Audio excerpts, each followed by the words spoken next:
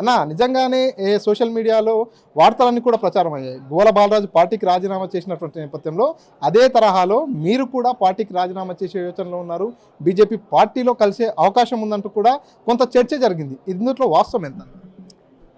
అంత వాస్తవం లేదు, మొత్తం అవాస్తవం.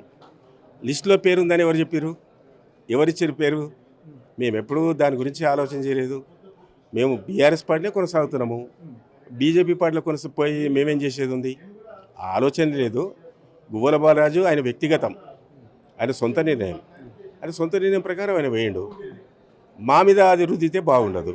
ఇప్పుడు ఎవరిచ్చినా, మా పేర్లు ఇచ్చినా లేకుంటే మా పేర్లు ప్రచారం చేసినా బీజేపీకి పోతున్నారన్నా అది తప్పు, వాస్తవం, అది బోగస్. దాన్ని ఎవరు కూడా నమ్మవలసిన పర్లేదు. దాన్ని పూర్తిగా ఖండిస్తున్నాం.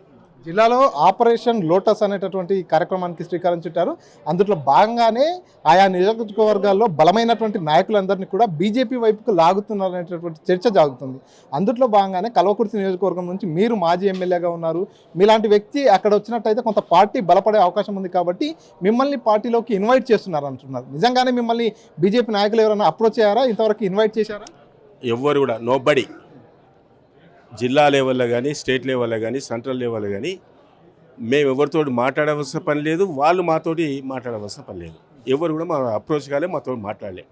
ఒకవేళ ఏదైనా ఫంక్షన్లో లేకుంటే పెళ్ళిళ్ళలో పేరెంటాల్లో ఎవరైనా కలిస్తే అంతేగాని నమస్తే అంటే నమస్తే, కానీ మేము ఎక్కడ పార్టీ మారేది లేదు, వాళ్ళు ఎంబడి పోయేది లేదు.